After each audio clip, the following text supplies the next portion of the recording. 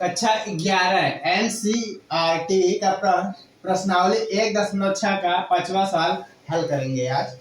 यदि x और y दो ऐसे समुच्चय हैं कि x में 40 अवयव हो और x यूनियन y में 60 और x इंटरसेक्शन y में 10 अवयव हो तो y में कितने अवयव होगा। y में हमसे अवयव की संख्या पूछ रहा है। तो सेम पिछले जो पिछला क्वेश्चन हमने सॉल्व किया था सेम उसी तरीके से है।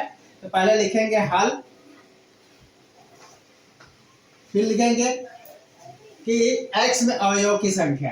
तो x में अवयव की संख्या लिखने के लिए n पहले लिखते हैं, फिर x लिखते हैं ब्रैकेट में, फिर बाहर अवयव की संख्या 40 अवयव की संख्या है। इसको इंग्लिश में एलिमेंट्स भी बोलते हैं। यानी x में 40 अवयव है और x यूनियन y में 60 है। x n लिखेंगे अवयव की संख्या n, x in union y में 60 और x इंटरसेक्शन y में n, x इंटरसेक्शन y में अवयव की संख्या 10 है।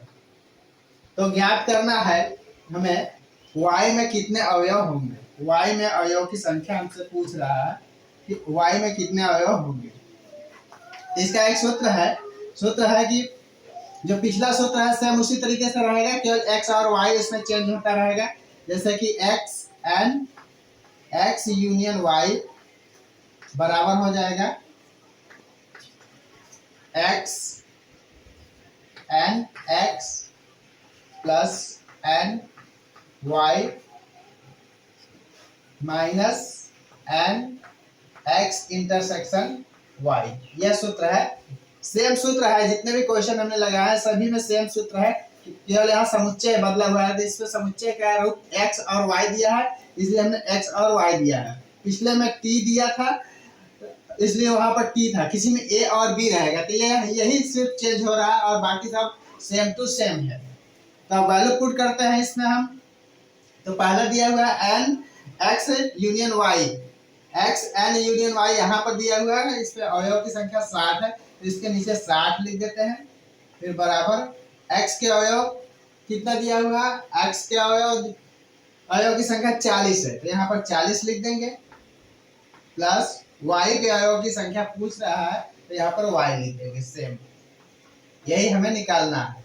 फिर minus n x intersection y में अवयव की संख्या दिया हुआ है तो ये 10 है तो यहाँ पर 10 लिख देंगे। अब इसको सॉल्व करेंगे।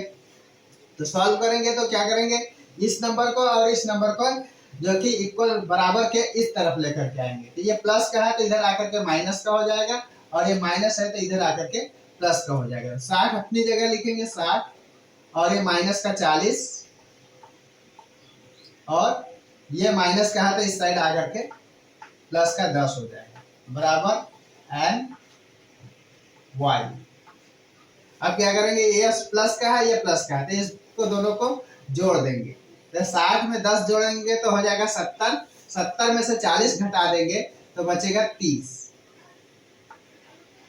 यही हो जाएगा n में अवयव की यानी y में अवयव की संख्या। यही हमारा आंसर हो जाएगा।